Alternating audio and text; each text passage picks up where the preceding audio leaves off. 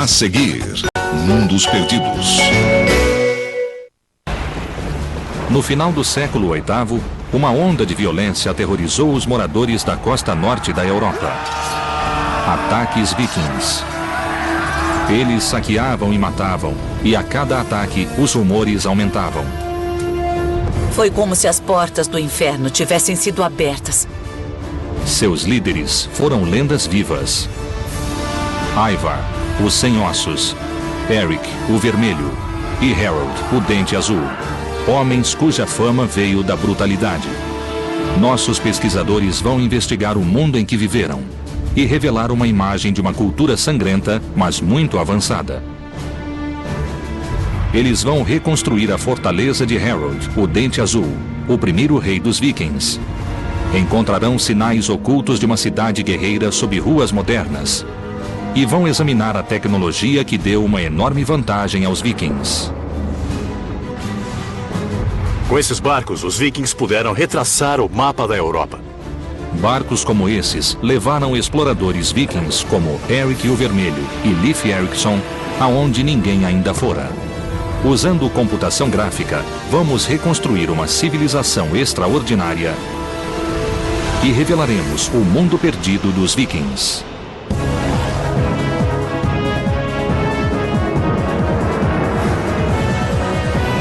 Mundos Perdidos, os vikings.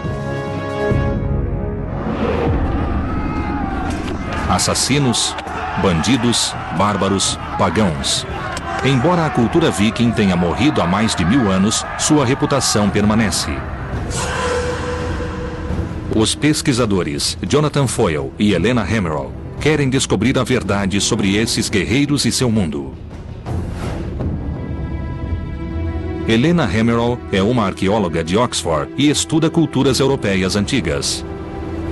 Um dos mistérios genuínos sobre esse período é o motivo de os vikings surgirem. O que os levou a atacar e também a colonizar da forma que fizeram. Jonathan Foyle é um historiador de arquitetura que estuda construções para entender as culturas que as erigiram. Parte da experiência viking é viver com materiais brutos. A terra e o fogo, o vento e a água, eles viviam em integração com os elementos. Os historiadores sabem a data de início da campanha viking de terror, 793 d.C. Tudo começou com um ato de sacrilégio.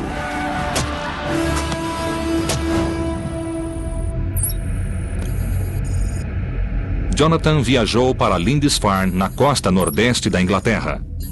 Havia um monastério aqui. Na época, era um dos santuários mais sagrados da cristandade. Nós herdamos uma imagem dos vikings como sendo piratas sedentos de sangue, e essa reputação surgiu aqui, em Lindisfarne. As notícias do ataque viking espalharam-se depressa pela Europa.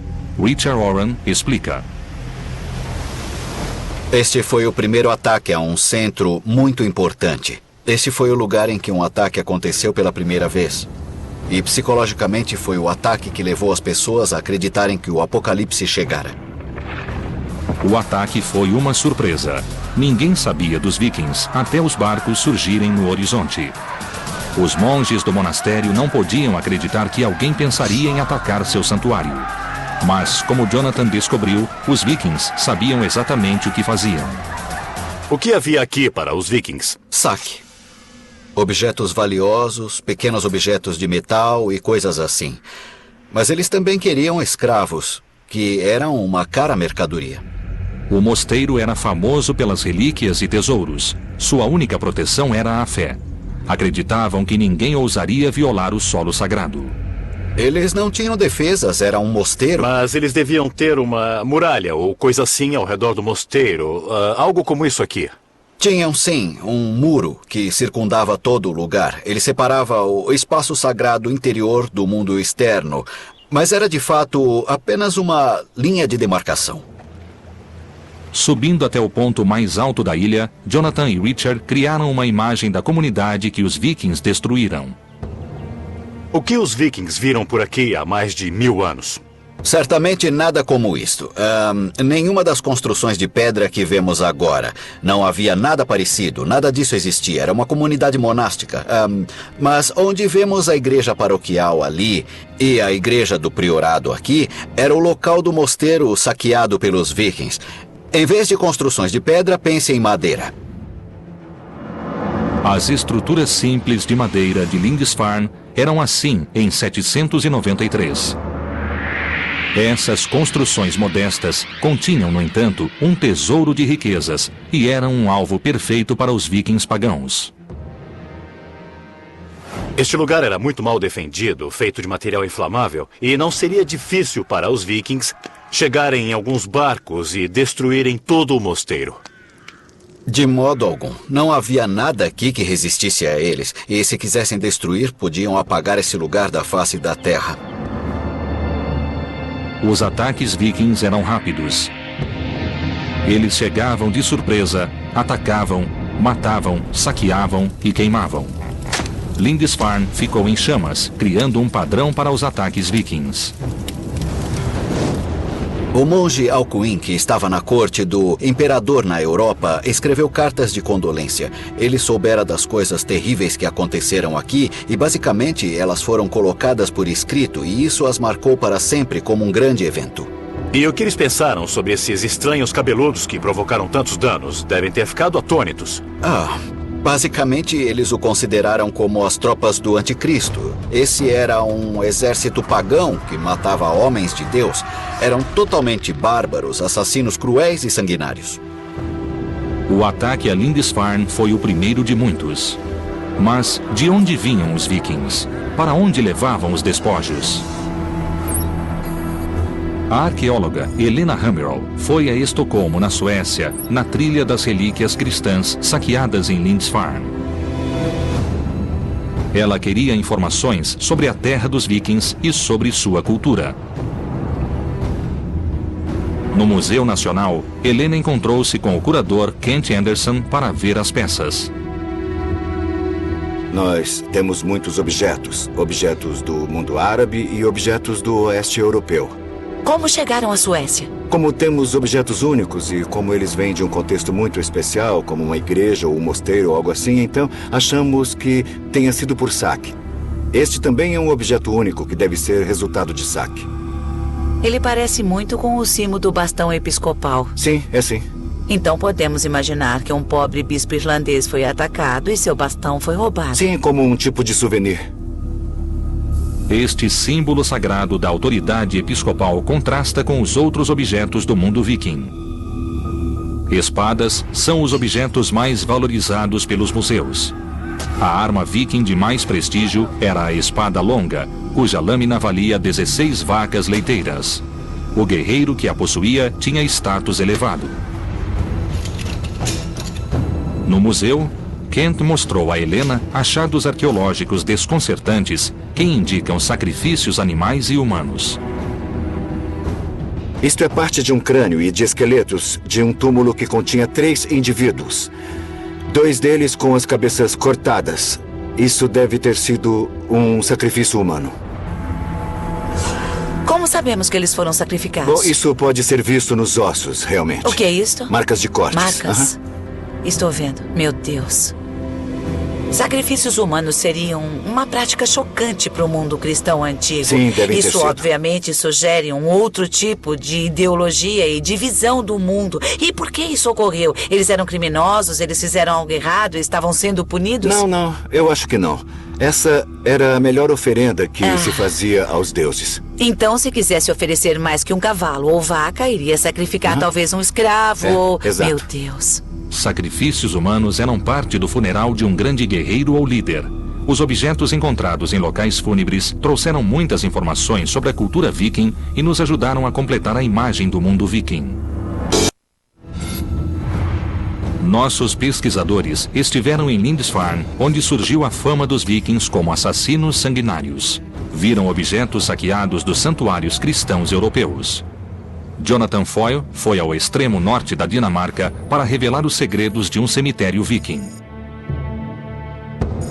Ele foi ao sítio de Lindon Oe. No final do século XIX, arqueólogos cavaram 4 metros de areia e acharam túmulos muito bem preservados. O especialista local, Lars Christian Norba, foi o guia. Lars, este é um sítio impressionante, não é? Fica no alto de uma colina, e então é o lugar perfeito para ser enterrado.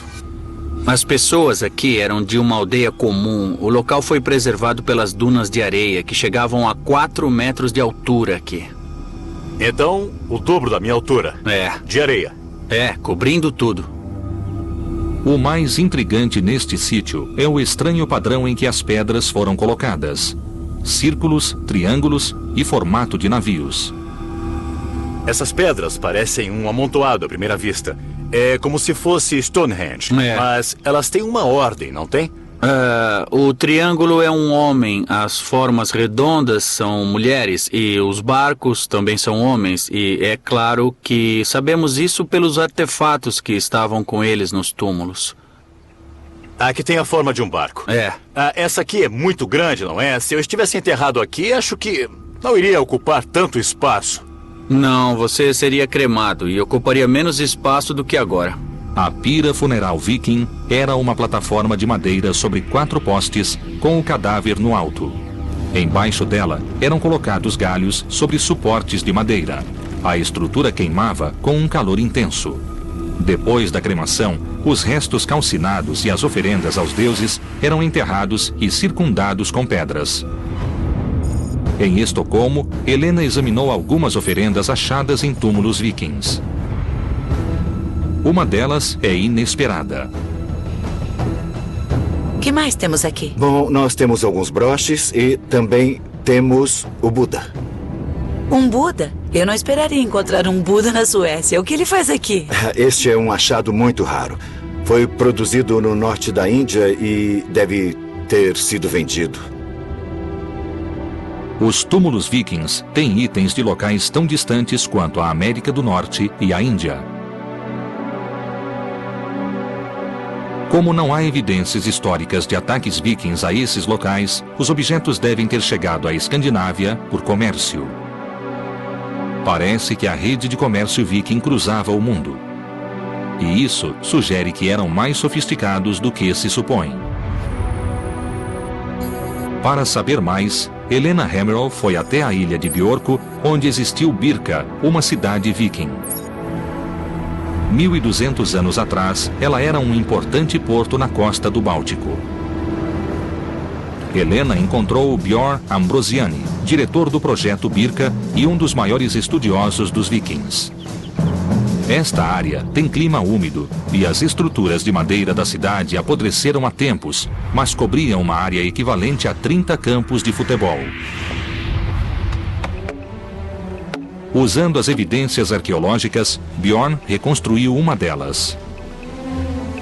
Então, esta é a área de armazenagem, ou área de trabalho, e aqui dentro temos o espaço de moradia com uma fornalha no chão e depois os bancos em que as pessoas dormiam, trabalhavam e viviam por meses a cada ano durante o inverno. E quantas pessoas viviam aqui? De 6 a 8 indivíduos. Embora de aparência simples, essas casas eram revestidas com peles, lãs e tecidos, tornando possível a seus ocupantes suportar temperaturas abaixo de 0. Os artefatos encontrados em Birka mostram um lado oculto dos vikings, sua habilidade como artesãos.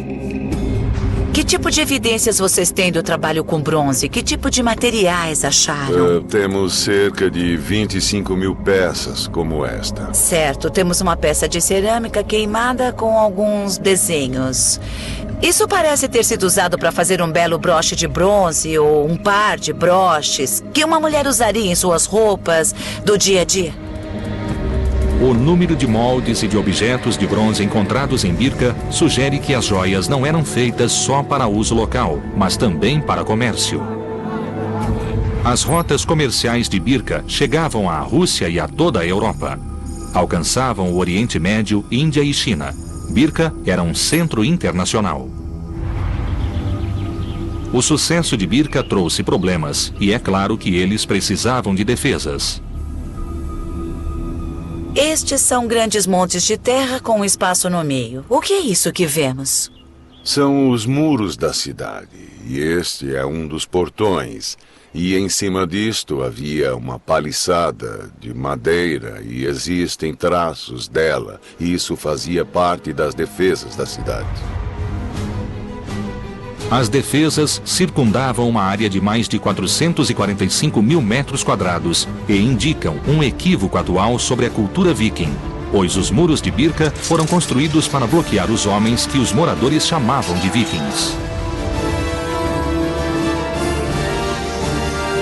Birka era muito bem defendida. Era assim. Mas por que os vikings precisavam se defender de outros vikings? Esta não era uma cidade viking, era uma cidade da época dos vikings.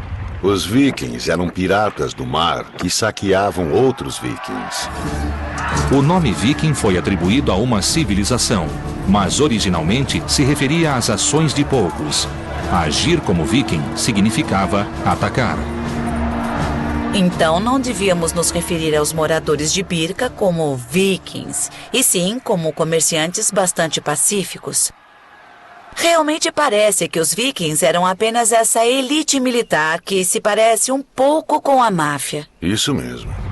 Como o maior e mais rico centro comercial da Escandinávia, Birka era bem defendida e permaneceu próspera por 200 anos. A cidade repelia um ataque após o outro. Seu declínio foi lento.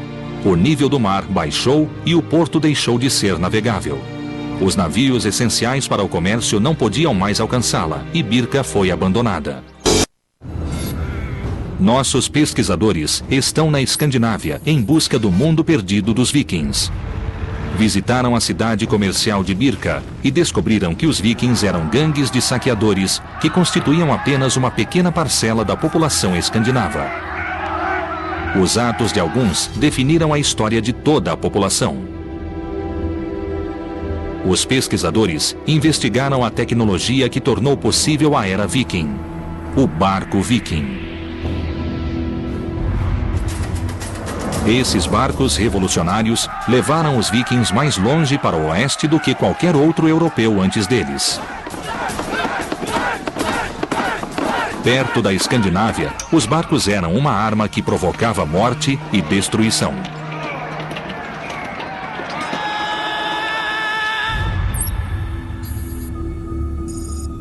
Jonathan Foyle visitou o Museu de Barcos Vikings em Oslo, na Noruega. Ele queria ver o barco Oseberg, encontrado em um sepulcro em 1903. Tem 1.100 anos e está 90% intacto. É crucial para os arqueólogos por ser o mais antigo barco viking com um mastro. Ao acrescentar um mastro e uma vela aos barcos a remo, os vikings aumentaram sua velocidade média para mais de 10 milhas náuticas por hora e também tornaram possíveis as longas viagens por mar. Para saber como o mastro era construído, Jonathan conversou com Bjort Orseth na oficina do museu. Bjort é um dos maiores especialistas no trabalho viking em madeira. Ele estuda a tecnologia do mastro e a razão de ser tão revolucionário. Isso aí é parte da estrutura que está ali? Sim, temos aqui o Masterfisk. Masterfisk? Sim, É como os marinheiros chamam o mastro. isso. E esse é o modelo de um. Sim, esse é um modelo em escala 1/4. Então isso aqui vai no topo. Sim. E depois nós colocamos isto como trava. Incrível, você encaixa isso aqui e isso não se move mais. Não. O peixe do mastro, assim chamado por ter forma de peixe, mantinha o mastro no lugar. Ele ajudava a distribuir o impulso do vento igualmente por todo o barco, o que evitava que o mastro quebrasse com ventos fortes. O mastro era removível, o que permitia que os barcos vikings passassem sob obstáculos que bloqueariam barcos com mastros fixos. Era preciso ser muito hábil para pilotar esses barcos. Ao lado do barco Oseberg, encontramos Knut Pasch, especialista em barcos vikings. Onde ficaria o nível da água aqui, no lado do barco? Dá pra ver, é onde forma 90 graus, este ângulo aqui. Nesta área aqui. Isso. Então, se inclinasse mais de 9 graus, de fato afundaria imediatamente. Então existe um ajuste de equilíbrio muito delicado nesse barco. Depois de 1.100 anos, ainda se nota a habilidade dos construtores. Está extremamente bem preservado, como se pode ver. E esse ferro não enferruja. Então esses são mesmo os rebites originais. Sim, são sim. Os rebites são feitos de ferro encontrado em pântanos e que não enferruja. Mas o material mais importante era a madeira do casco do barco. É feito de carvalho, 100% carvalho. Quantas árvores seriam necessárias para um barco como este? 80 seria um bom palpite. 80 árvores. Esse é um grande investimento, então. Sim, eles certamente eram caros. Quantos barcos havia numa frota? Temos registros escritos que falam em cerca de 50 e até 100 barcos ao mesmo tempo. Então, 80 árvores vezes 100. Aham. Estamos falando de 8.000 árvores. Isso é um grande desmatamento. É. Por usarem carvalhos que demoram 150 anos para crescer, os barcos vikings mudaram a paisagem local e a navegação para sempre.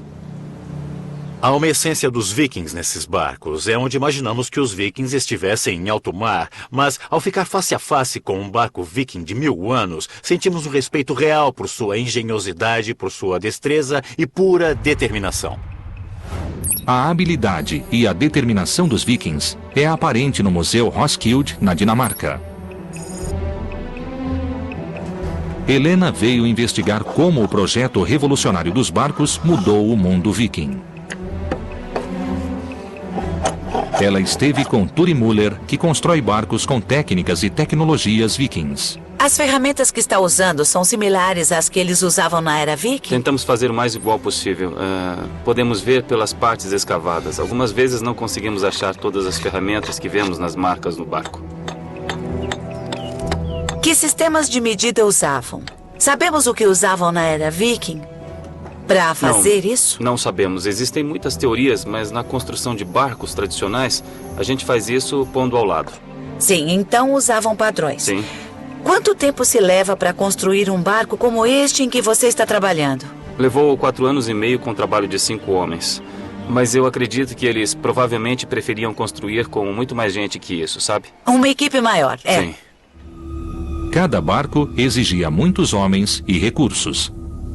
Dentro do museu, existem vários barcos vikings descobertos no fiord nos anos 60.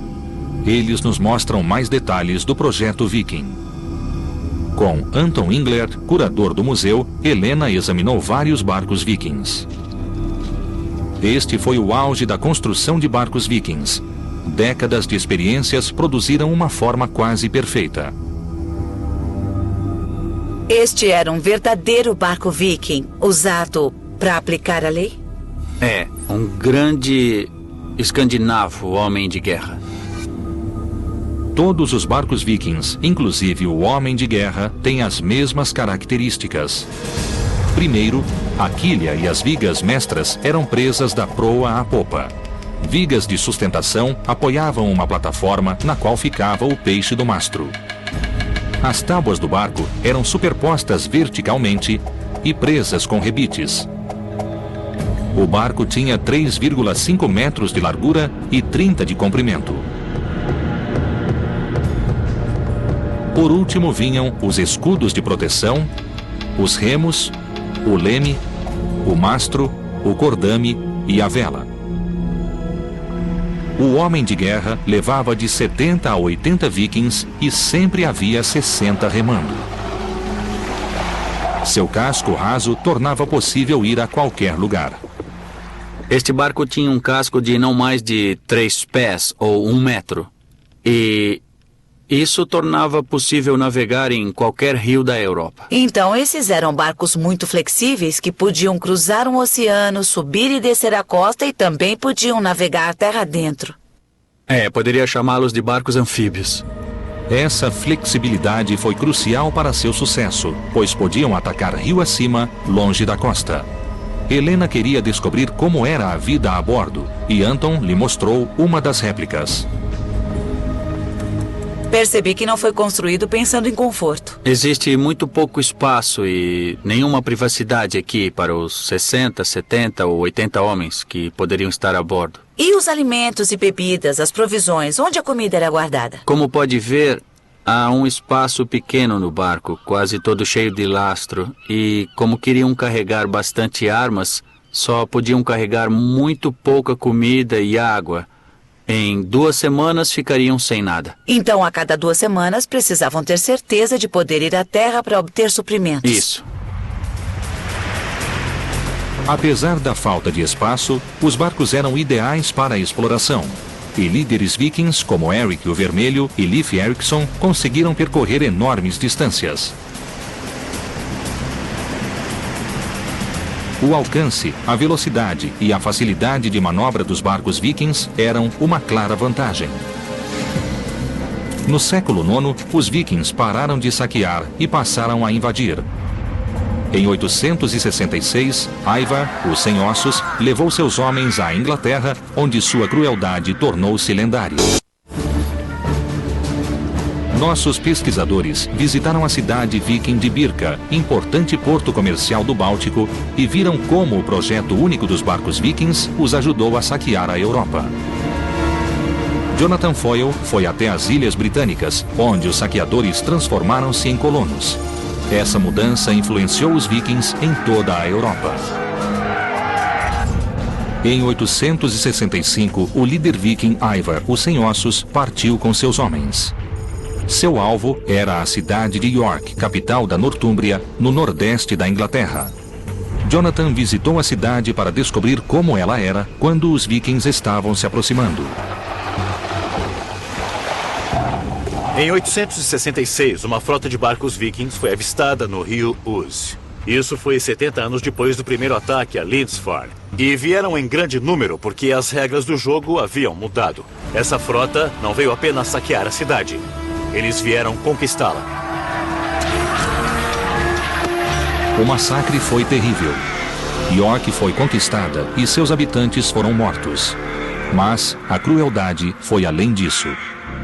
Ila era um dos reis da Nortúmbria e sua capital era York. E é claro que ele se opôs à conquista de Ivar, o Sem Ossos. E o tratamento que ele teve ao ser capturado foi águia de sangue. Isso significa que os vikings abriram o seu tórax, tiraram os seus órgãos e depois expuseram as costelas como as asas sangrentas de uma águia. E essa foi uma clara mensagem para o povo de York, que no mínimo os vikings eram pessoas a serem evitadas.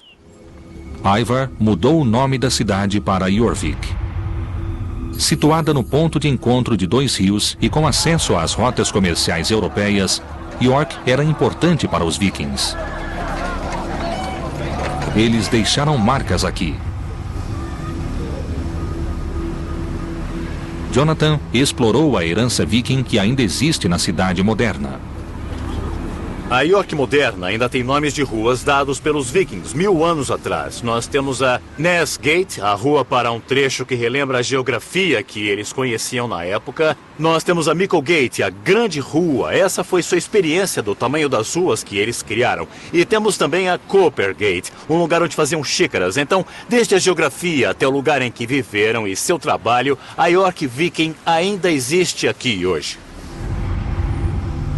Embaixo da moderna rua Coppergate, os arqueólogos fizeram uma descoberta extraordinária.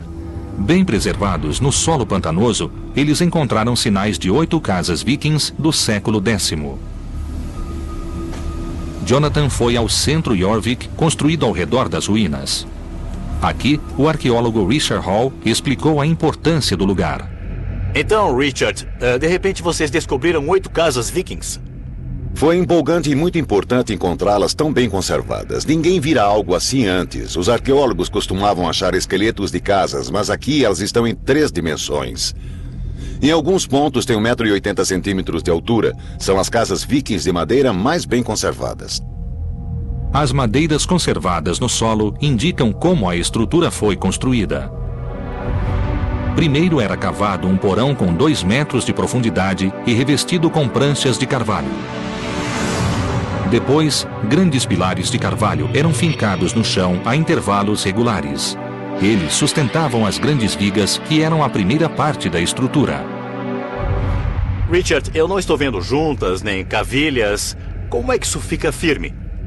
A pressão mantinha esta construção firme, sem pregos nem cavilhas. Só a pressão de uma tábua sobre a outra. Sem nenhum acessório de metal. Isso mesmo. Às vezes vemos marcas de ferramentas, vemos buracos de cupins em alguns pilares. E se for até o alto, bem lá em cima, dá para ver que há um buraco bem no meio do pilar. Achamos que então havia um pilar correspondente do outro lado e que havia uma viga horizontal mantendo os dois separados e sustentando o piso acima. Esta é uma forma de construção bem conhecida, é muito firme e muito simples. Este nível subterrâneo era engenhoso. Usava poucos materiais de construção e fortalecia a estrutura.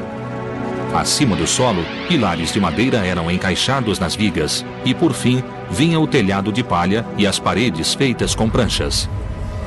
A partir das ruínas das casas, podemos revelar como era Coppergate durante o período viking. As casas eram bem alinhadas na rua e nos porões havia oficinas que produziam mercadorias para esse próspero centro comercial. O solo pantanoso incomum de Coppergate também revelou milhares de objetos que proporcionam um vislumbre do mundo viking. Richard, quais são os itens principais? Bem, estes são representativos de algumas das coisas mais completas que nós encontramos. Isto, por exemplo, é um sapato da época viking. É muito bem feito. E pode-se ver aqui, bom, eu estou olhando para o desgaste ou as marcas feitas pelos dedos de alguém, não é? Pode ver que calos ele tinha e com quais Joanete sofria. E isto parece ser o cabo de uma bengala. Bem, quando você come, isto é o que sai pelo outro lado. Os arqueólogos guardam coisas estranhas. Mas isto tem muita informação, diz o que eles comiam e aprendemos sobre a dieta viking. Achamos tigelas de madeira como esta e Coppergate era a rua dos fabricantes. Era aqui que colocavam a comida. Eles gostavam de escolher a melhor madeira para essa finalidade. Eles eram mestres com a madeira, não é? Isso é chifre de veado, o plástico da era viking. Eles não desperdiçavam nada. Não, eles se asseguravam de usar as matérias-primas do melhor modo possível e extrair o máximo do que tinham. Jonathan esteve na Escandinávia para entender o mundo perdido dos vikings. Mas aqui em York, ele encontrou um de seus habitantes.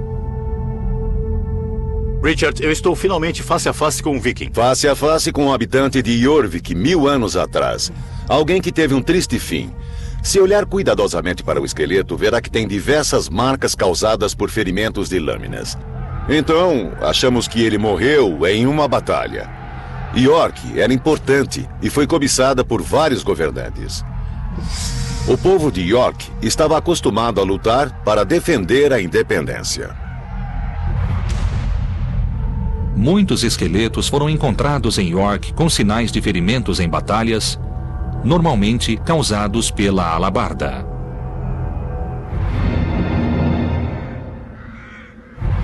Sob o governo viking, Jorvik tornou-se um próspero porto, um importante centro de comércio internacional e uma base para novas conquistas. Ao morrer, em 873, Ivar era rei do norte de toda a Irlanda e da Bretanha e governava um vasto território. Enquanto as conquistas vikings alteravam o mapa da Europa, na Escandinávia, uma grande rebelião mudava a sociedade viking.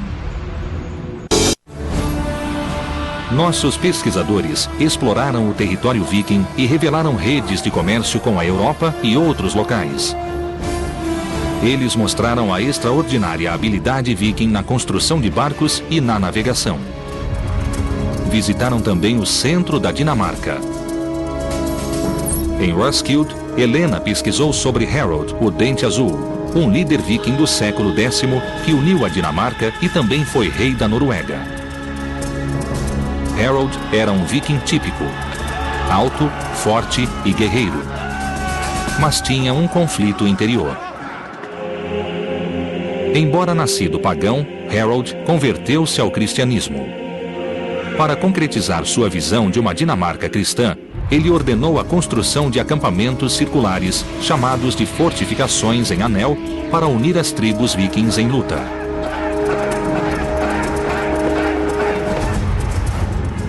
Quatro desses sítios, construídos com precisão geométrica, foram identificados pelos arqueólogos.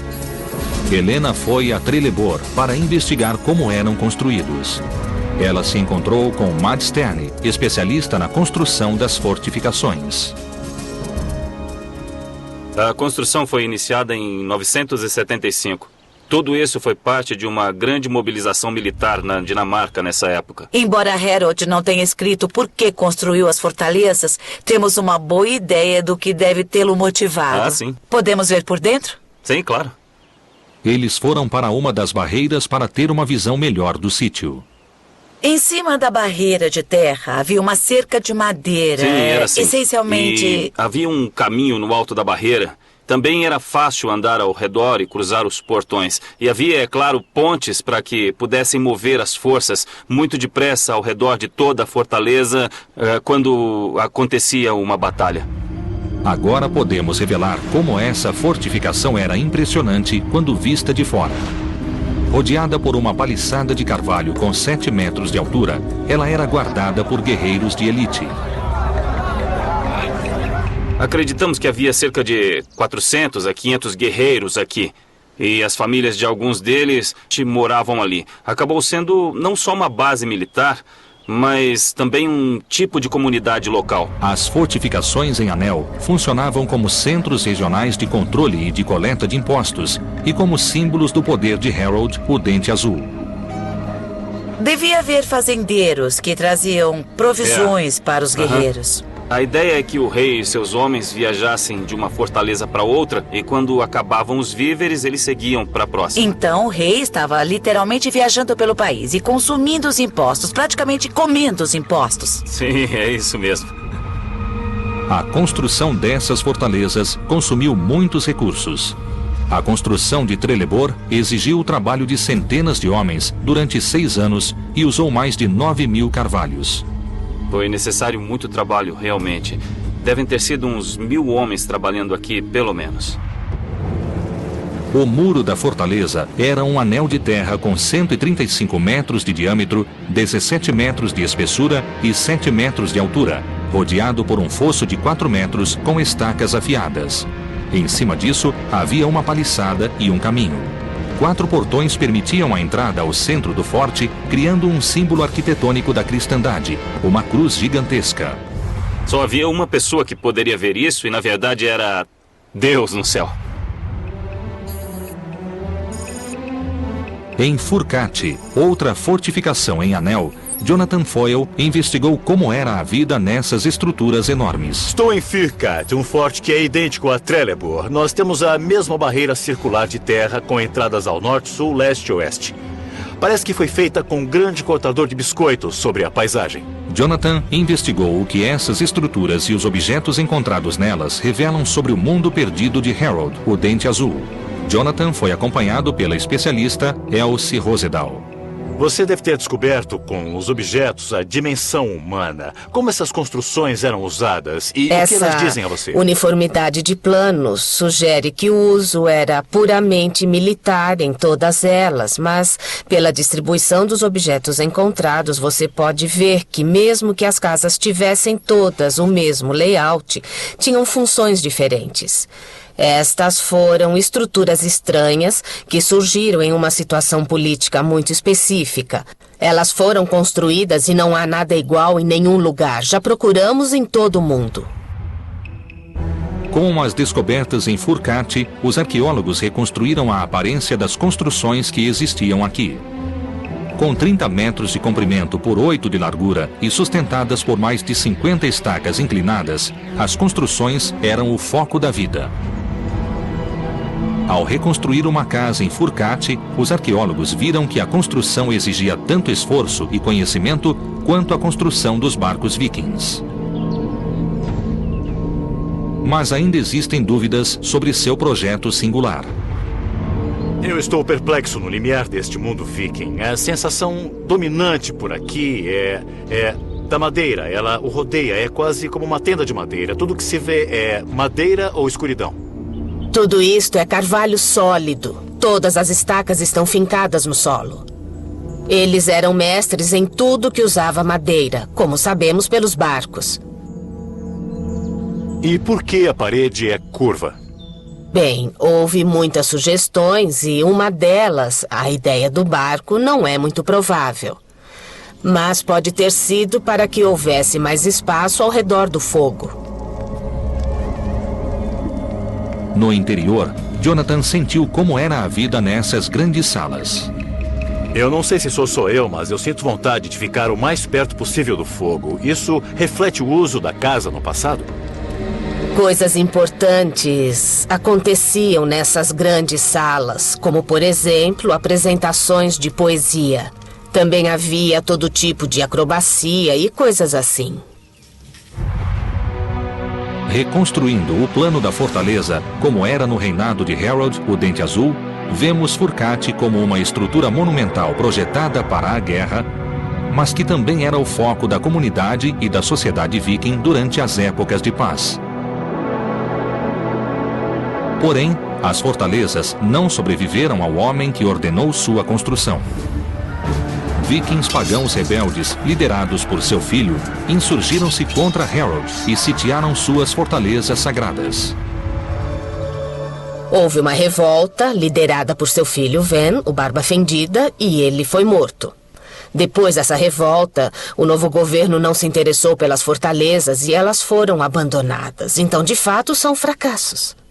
Mas fracassos esplêndidos. Você seria a última pessoa que eu pensaria que chamasse isso de fracasso por causa do envolvimento e do amor que tem por elas. As descobertas de Jonathan em Furcate revelaram a vida nessas fortalezas e também o mundo viking em transição de tribos pagãs para reinos cristãos. A civilização viking progrediu muito em 250 anos. Eles tiveram muito sucesso no que fizeram. Primeiro saqueando e depois colonizando e se fixando nas costas do Atlântico Norte.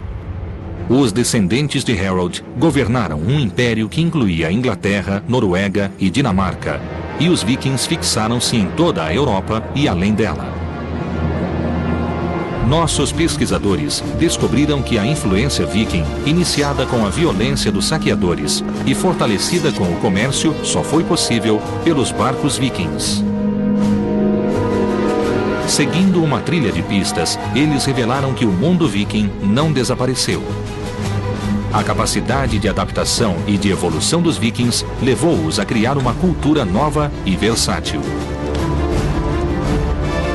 Essa foi uma civilização mutável, movida por tecnologia revolucionária, governada pela riqueza e que, por quase 300 anos, manteve um império que ainda é visível em muitas cidades. Este era o mundo perdido dos vikings.